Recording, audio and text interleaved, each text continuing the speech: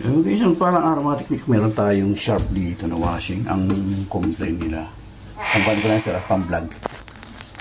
Ang complaint nila, mahinang umiikot yung spin. Ngayon, natignan ko nga, ito yung maging kanya sa spin.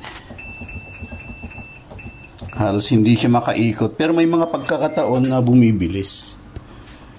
May mga pagkakataon na bumibilis. Ngayon, ang gagawin mo natin, ikumpara natin yung ikot niya sa wash, tsaka spin. Ayan o. Kung mapapansin mga technique, masyadong maliwanag. Hindi masyadong naikot.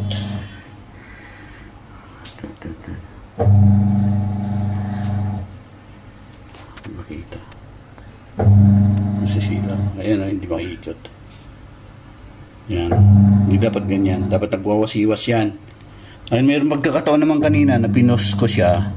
Pag unuli, umiikot, bumilis ng konti. Pero hindi pa rin ganyan, dapat. Ngayon, i-check natin sa wash. Pero pinatay ko na yung tubig niya, supply ng tubig. Tapos, ikon lang natin, tawag na ito. Bugahan lang natin yung kanyang hose para ma-activate lang yung kanyang wash. At obserbahan natin. Okay? Yung gawin natin. So, ito na siya mga technique. Ito yung sinasabi kong hose para sa kanyang sensor ng water level sensor. Hindi kasi iikot yung ating motor sa wash pag wala siyang pressure na pumapasok papuntang sensor. So bugahan lang natin to. Tingnan natin yung ikot ng motor kasi duda ko pwedeng motor ang problema o gumaganit pag iniikot niya yung kanyang tab pag in-under na yung clutch na yan. Ito yung clutch kasi. Yan. So, check natin ngayon. Bugahan natin ito pag nag-on. Lagyan ko lang ng on to. Panyo na lang pang-ihip ko para hindi madumi. Okay, yun na. Lagyan natin yung wash. Ng power on. Tapos, ayan, magwawash siya ngayon. Wash. Or quick wash lang tayo, halimbawa. Yan, quick wash. Tapos start. Yan. Tapos ito, lagyan natin ng panyo. Yan. At this point, dapat nagkakarga na siya ng tubig. Tapos bugahan natin to. Yan. Tingnan nyo mga technique, mabilis yung ikot niya. Oh. Mabilis yung ikot niya.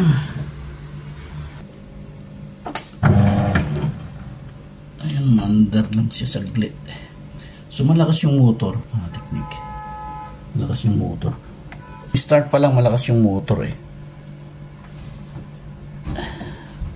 Balik natin to.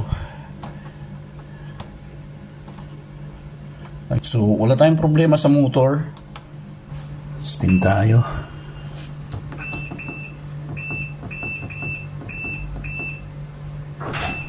Spin.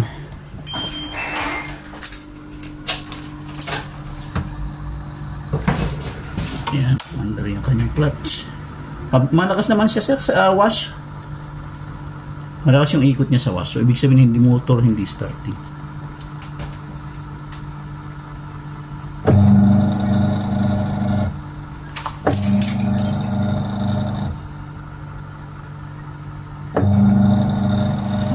Brake. Yung brake niya. Ribet. Oh, hindi niya maiikot eh. Malakas yung motor eh. Ayan oh. Yung brake. So mga technique base sa ating dito obserbasyon, hindi niya masyadong nahahatak yung brake. Ayan natin to sa clutch.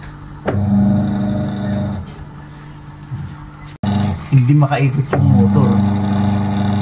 Hindi niya masyadong maikot. So okay yung ating motor, nahihirapan siyang maikot. So parang may problema sa ating tab. Maganit masyado. Yan, tingnan natin.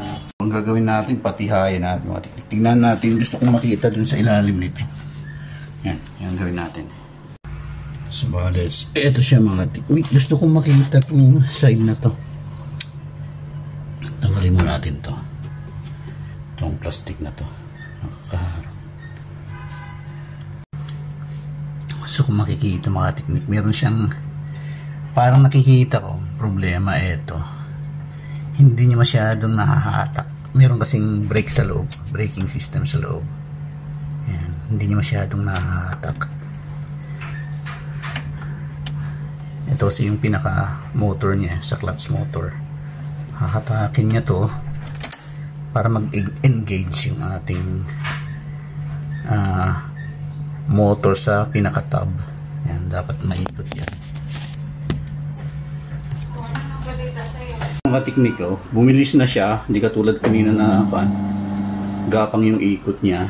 Dahil ang ginawa natin, yung pinaka-clutch niya mga teknik, hinatak lang natin gamit ng cable tie. Ano? Makikita itong clutch. So, ang problema talaga, etong kuhan natin, etong motor, eto to. Ayan ang mga teknik, bumilis na siya. Bilis oh, bilis. So, ayan na yung kanya. Kagabi, walang ganyan. Ayan. Praise God. So, yan na siya. So, ang talaga, problema, yung tawag nito, drain motor. Hindi itong motor na to yung nagpapump ng tubig. Ito, bali, motor din kasi siya Hahatakin niya yung drain valve, plus yung clutch. So, etong problema. Hindi lang niya mahatak ng maayos. Kaya ang ginawa natin, naglagay lang tayo ng cable tie para mas dagdag yung hatak.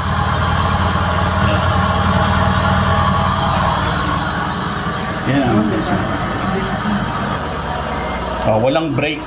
Kung makapansin niyo mga kapik, walang brake kasi nga binaypas ko yung braking system niya. Nabypass yung kanyang braking system. So yun yung disadvantage ngayon.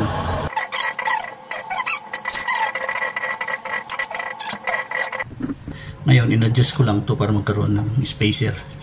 Yan o. Kasi parang kulang ng hatak. Ayan, para mas mahatak siya. Nilagyan natin ng konting spacer. Yan, cable tie. Yan, at least mahatak niya ng konti yung brake. Yung brake kasi ang naging issue natin dito Hindi masyadong nahatak. Yan, ibalik ko ngayon. Tapos tignan natin. So yung mga teknik, kung makikita nyo, yan, medyo hatak na siya ng konti. Hindi katulad kanina na medyo loose dahil dun sa ginawa nating spacer. Yung spacer. So ayan. Nahatakin yan ngayon. At least hindi masyadong hatak yung tubig kasi yung ginawa ng remedyo kanina, nakabukas na palagi yung valve, which is hindi okay kasi hindi nagtatapon ng tubig habang nagkakarga. Yan ang problema noon. So hindi rin siya maglalaba. At the same time, kung maglaba man, magiging spin yung status kasi naka-engage na yung kanyang clutch.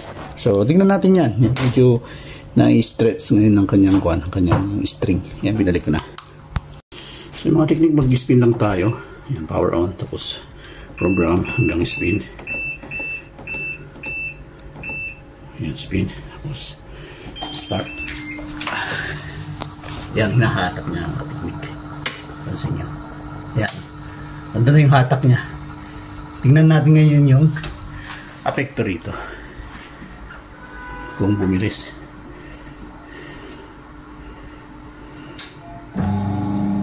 Yun. Praise God.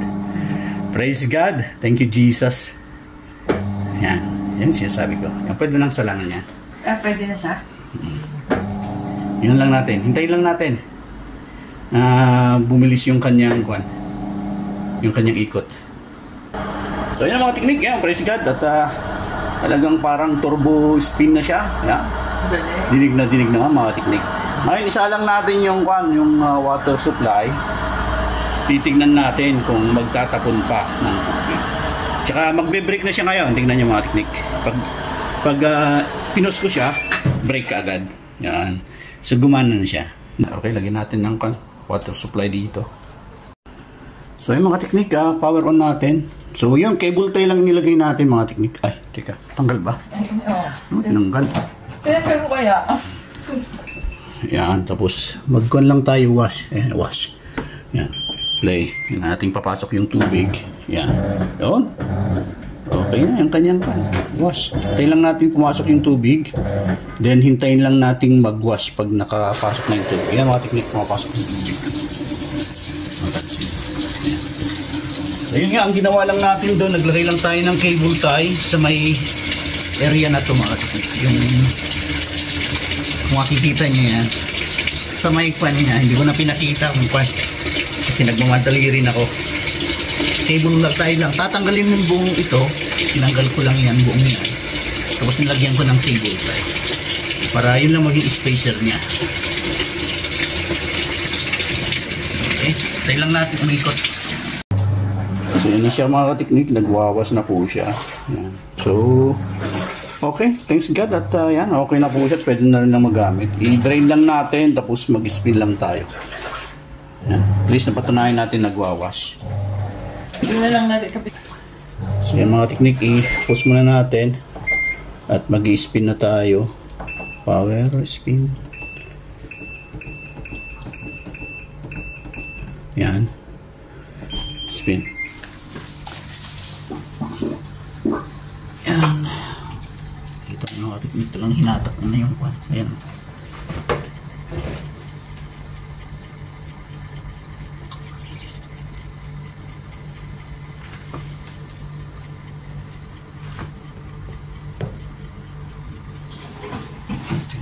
Dito. Ito po yung sinusubig. Mga technique.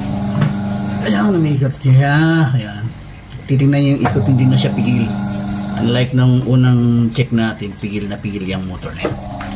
Ayan na siya mga technique. So, hintayin lang natin magwasiwas. Then, sarado na natin. Ayan mga technique, kaya magwawasiwas na siya. Ayan, continuous na siya magwawasiwas. 25 minutes. So, yan, sarado natin. Thanks God at more power sa inyong lahat. Maraming salamat ulit sa inyong suporta. Yan, salamat sa Panginoon sa karunungan at kaalaman. At nakaremedyo tayo. Nakakalibre ng ng pyesa. Imbes na bumili. Kasi ang mahal-mahal ng pyesa sa mga service center. At kung pwede namang remedyuhan. So, dito lang tayo mga technique. More power and God bless.